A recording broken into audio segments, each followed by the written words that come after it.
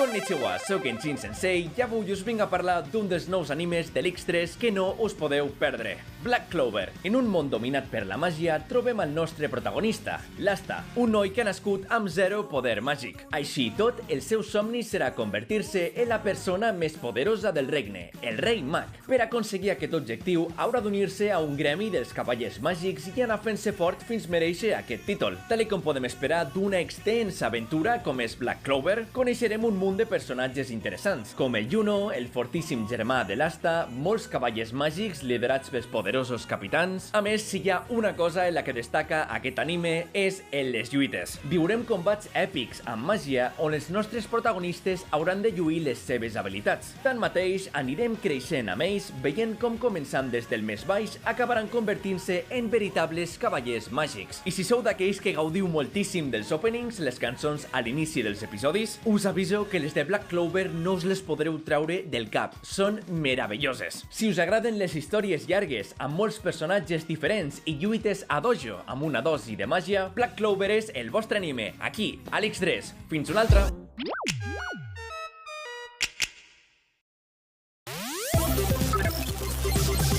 Torna al Random Fest! Escolta, Maria, creus que arribarem a temps? Calla i rema!